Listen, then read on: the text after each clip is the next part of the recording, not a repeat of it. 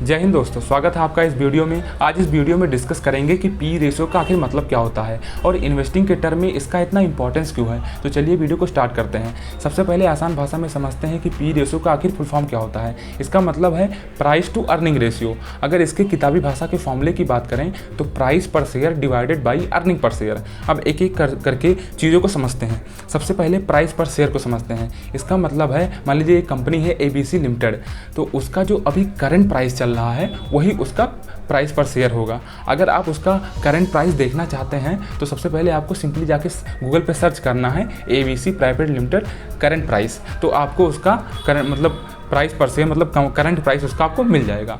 अब समझते हैं कि EPS का मतलब क्या होता है। EPS का फुल फॉर्म होता है अर्निंग पर शेयर, यानी कि कंपनी एक शेयर पर कितना रुपया कमा रही है। अगर आप EPS को देखना चाहते हैं तो आपको कंपनी के फंडामेंटल में प्रॉफिट एंड लॉस अकाउंट में आपको सिंपली मिल जाएगा EPS, आप वहाँ से जाके देख सकते हैं। अब चलिए एक एग्जाम्पल से समझते हैं।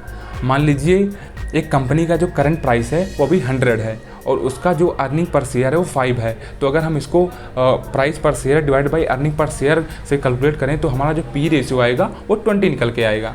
अब समझते हैं जो अभी 20 पी रेशियो निकल के आया है ये अभी मतलब ओवर वैल्यूड है किसी कंपनी का, या अंडर वैल्यूड है, या फिर ठीक है। तो इसके लिए हम एक चीज़ यूज़ करते हैं, मतलब एक टर्म यूज़ करते हैं पीयर्स कंपैरिजन, यानी कि मतलब उस सेक्टर के और सारी कंपनियों को देखेंगे कि मतलब वो जो कंपनी ABC लिमिटेड है उस सेक्टर्स के और सारी जो कंपनियां हैं उसका पी रेशियो कितना चल रहा है। तो इसके लिए अगर हम एक एक कंपनी जाके देखें तो वैसे तो हमें बहुत सारा टाइम लग जाएगा, इतना एफर्ट कौन जाए डालने। तो इसके लिए एक आसान चीज़ है, आप एक इंडस्ट्री पी उसका चेक कर सकते हैं। तो आप अगर सिंपली जाके गूगल पे सर्च करें इंडस्ट्री पी, आप मतलब डैश सेक्टर, अगर मान लीजिए मुझे फार्मा सेक्टर का पी इंडस्ट्री पी चेक करना है तो आप गूगल पे जाके सर्च करेंगे तो आपको आसानी से मिल जाएगा। तो समझते हैं कि इंडस्ट्री पी से हम कैसे समझ सकते हैं कि उस कंपनी का करंट प्राइस अभी जो चल रहा है पी रेशियो वो अभी अंडर वैल्यूड है, ओवर वैल्यूड है। तो इसके लिए हम देखेंगे कि जो उसका इंडस्ट्री पी है और वो कंपनी के ABC प्राइवेट लिमिटेड से ज़्यादा है या कम है।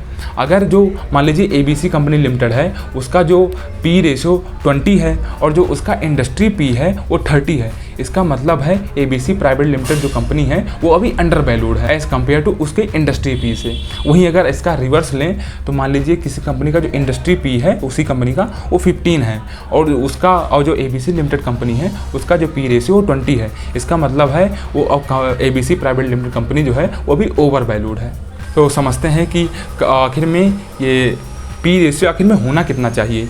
तो अगर हम आम टर्मिनोलॉजी में बात करें तो अगर किसी कंपनी का अगर लोवेस्ट पी है तो अगर 10 से लेके 15 तक है तो कंपनी को बेस्ट माना जाता है, मतलब कंपनी माना जाता है कि वो भी अंडर वैल्यूड है। वहीं अगर किसी कंपनी का पी रेशियो 20 से एबव यानी कि 25-30 है तो उस कंपनी को ओवर वैल्यूड माना जाता है। अब समझते हैं कि पी रेशियो के कितने टाइप्स होते हैं। वैसे तो पी रेशियो 2 टाइप्स के होते हैं, एक ट्रेलिंग पी, एक फॉरवर्ड पी।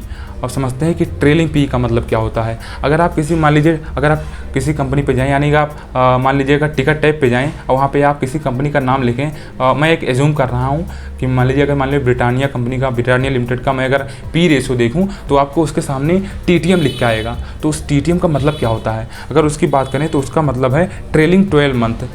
अब ये क्या वाला है, इसका मतलब है कि पिछले 12 महीने का कंपनी का जो पी रेशियो है वो आपको शो कर रहा है। अब आपको समझ में शायद आ गया हो और आसान भाषा में समझते हैं, यानी कि मान लीजिए किसी कंपनी का पी रेशियो के सामने अगर वहाँ पे TTM लिखा है इसका मतलब हो पिछले 12 महीने का उसका पी रेशियो है। और अब सेकंड चीज़ समझते हैं फॉरवर्ड पी। फॉरवर्ड पी का मतलब होता है वो फ्यूचर प्रोजेक्शन के लिए होता है। बेसिकली आपको वहाँ पे मिलेगा नहीं, लेकिन 2 टाइप्स होते हैं तो इसलिए मैंने आपको बता दिया।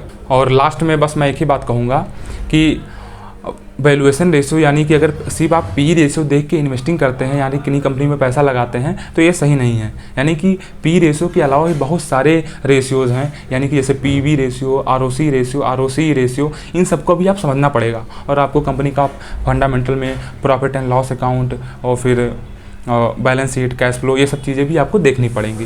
लेकिन पी रेशियो जो है वो मतलब इन्वेस्टिंग के टर्म में ज़्यादा इंपॉर्टेंट है, इसलिए मैंने आपको बता दिया। अगर आप ऐसे ही चीज़ों को आसान भाषा में समझना चाहते हैं तो please subscribe our channel. Thank you.